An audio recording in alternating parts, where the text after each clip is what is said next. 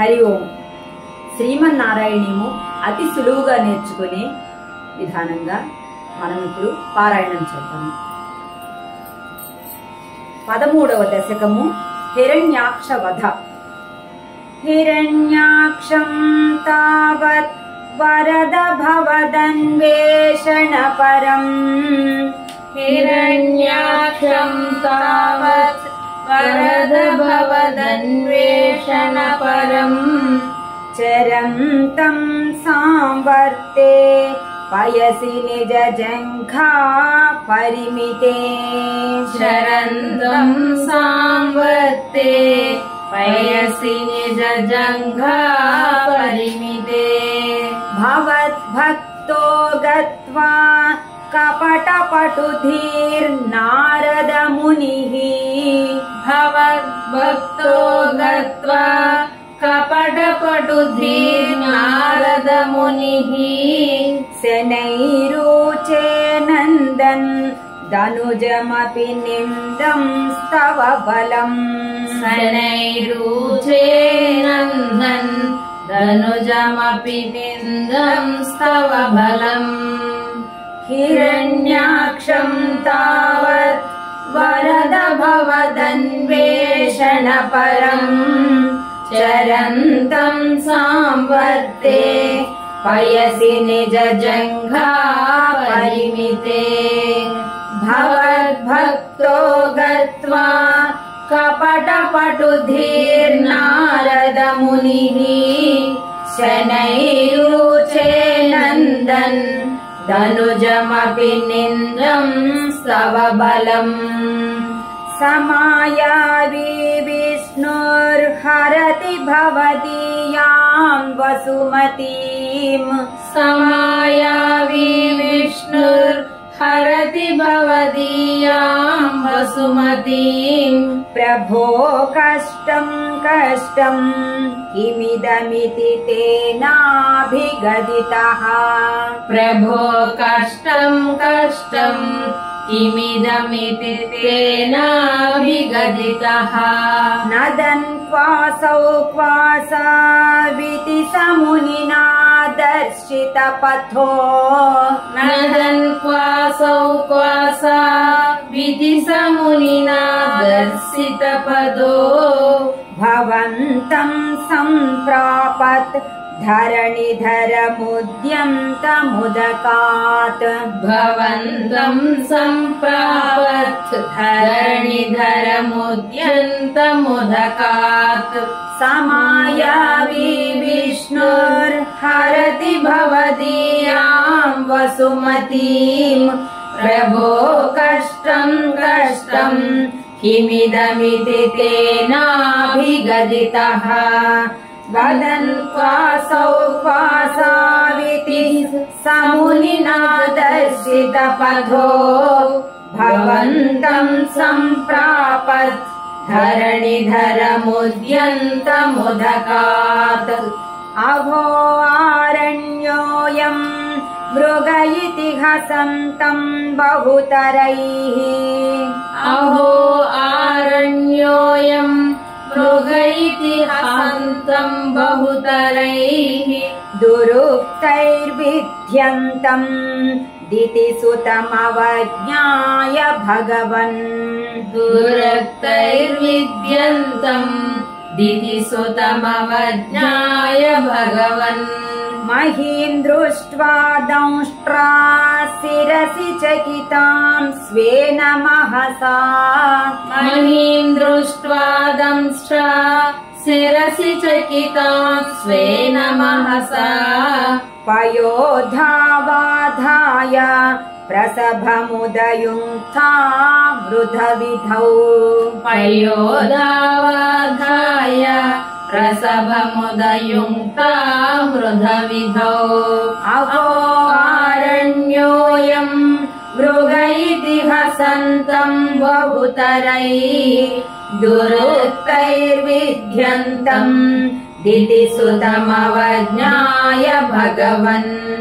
మహీం దృష్ట్వా దంష్ట్రా శిరసి చకితాం స్వేన మహసా. పయోధావాధాయ वृषभमुदयुङ्क्तामृधविधौ गदापाणौ दैत्ये त्वमपि हि गृहीतोन्नतगदो गदापाणौ दैत्ये त्वमपि हि गृहीतोन्नतगदो नियुद्धेन क्रीडन् घटघटरवोद्घुष्टवियता नियुद्धेन क्रीडन् घटघटरवोद्घुष्टवियता రణాలోకౌత్సుక్యాన్మిలతి సురసంఘే ద్రుతమముం రణాలోకౌత్సుక్యాత్ మిలతి సురసంఘే ధృతమముం నిరుంధ్యా సంధ్యాతః ప్రథమమితి ధాత్రా జగదిశే నిరుంధ్యా సంధ్యాతః ప్రథమమితి ధాత్రా జగదిశే గదాపాణౌ దైత్యే త్వమపి హి గృహీతోన్నతగదో నియుద్ధేన క్రీడన్ घटघटरवोद्घुष्टवियता రణాలోకౌత్సుక్యాన్మిలతి సురసంఘే ద్రుతమముం నిరుంధ్యా సంధ్యాతః ప్రథమమితి ధాత్రా జగదిశే గదోన్మర్దే తస్మిన్ స్తవ ఖలు గదాయాం దితి భువో గదోన్మధ్యే తస్మిన్ స్తవ ఖలు గదాయాం దితి భువో గదాఘాతాద్ భూమౌ ఝటితి పతితాయా మహః భోః గదాఘాతాద్ భూమౌ ఝటితి పతితాయా మహాభావో మృదుస్మేరాస్యస్త్వం ధనుజకుల నిర్మూలనచణం మృదుస్మేరాస్యస్త్వం ధనుజకుల నిర్మూలనచణం మహాచక్రం స్మృత్వా करभुवि दधानो रुरुचिषे महाचक्रं स्मृत्वा करभुवि दधानो रुरुचिषे गदोन्मर्दे तस्मिन् स्तव खलु गदायां दितिभुवो गदाघातात् भूमौ झटिति पतियाया महाभो मृदुस्मेरास्यस्त्वं धनुजकुल निर्मूलनचरणं महाचक्रं स्मृत्वा खरभुवि दधानो रुरुचिषे ततः शूलं काल प्रतिमरुषि दैत्ये विसृजति ततः शूलं काल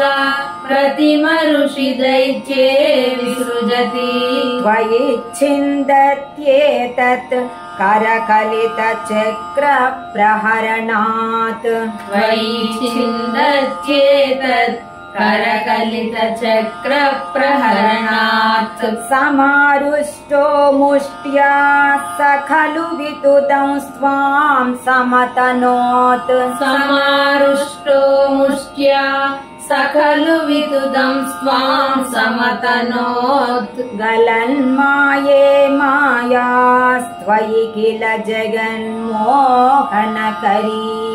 गलन्माये माया स्वयि किल जगन्मोहनकरी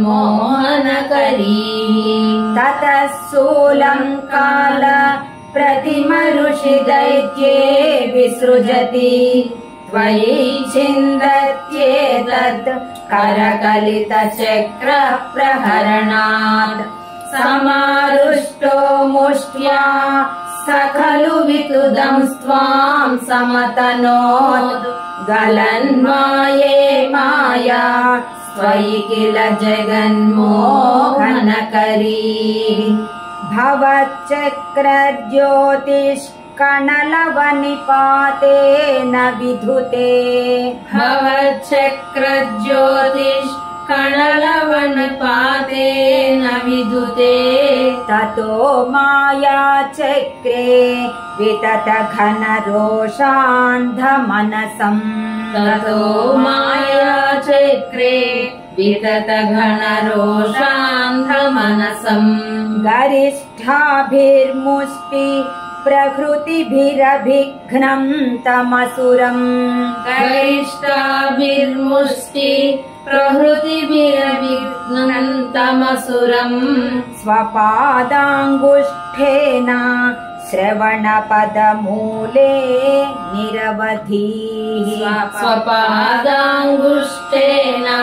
श्रवणपदमूले निरवधिः भवच्चक्रज्योतिष्कणलवनिपातेन विदुते ततो मायाचक्रे वितत घनरोषान्धमनसम् गरिष्ठाभिर्मुष्टि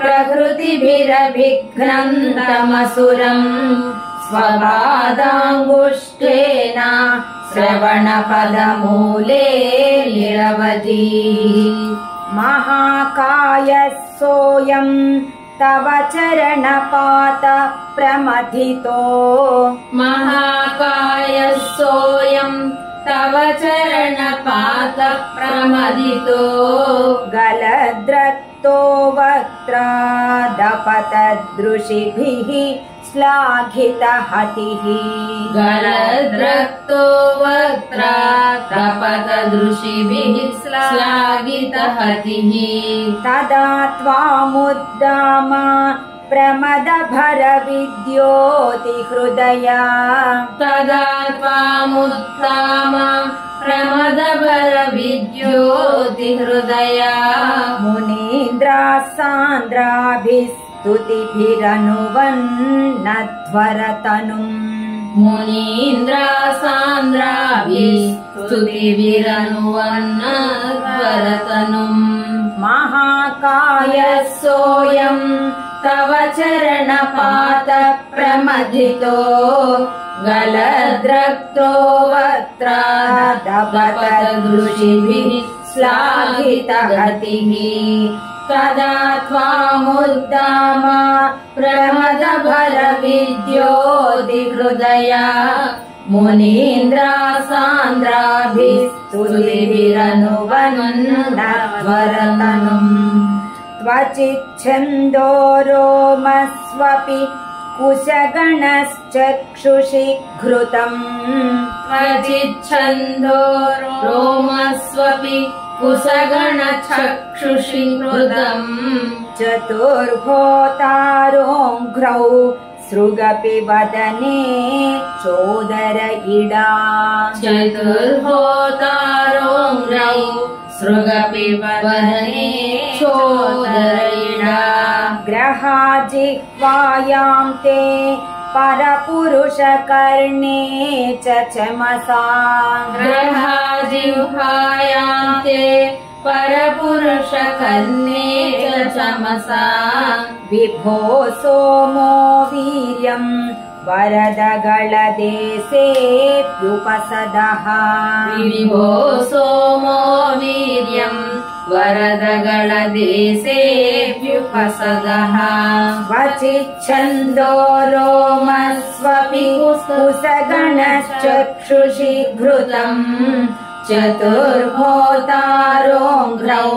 सृगपि वदने चोदर इडा ग्रहाजिह्वायां ते परपुरुषकर्णे च चमसा विभो सोमो वीर्यं वरदगळदेशेऽप्युपसदः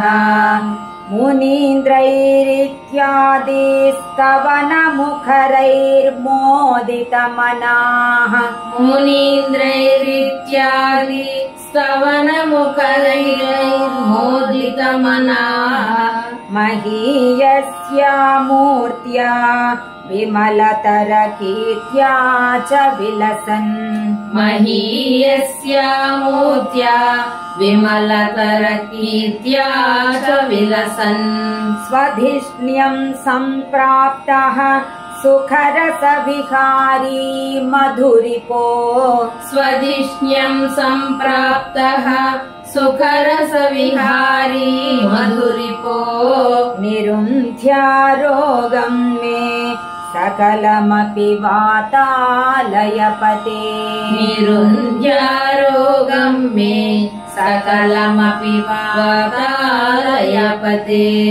मुनीन्द्रैरित्यादि स्तवनमुखरैर्मोदितमनाः महीयस्या मूर्त्या विमलतरगीत्या च विलसन् स्वधिष्ण्यम् सम्प्राप्तः सुखरसविहारी मधुरिपो निरुन्ध्यारोगम् मे सकलमपि वातालयपते हिरण्याक्षवधाने 13వ దశకము సమాప్తము. నారాయణ నారాయణ గోవింద శ్రీమన్నారాయణ నారాయణ గోవింద నారాయణ నారాయణ గోవింద లక్ష్మీ నారాయణ నారాయణ గోవింద. హరి ఓం.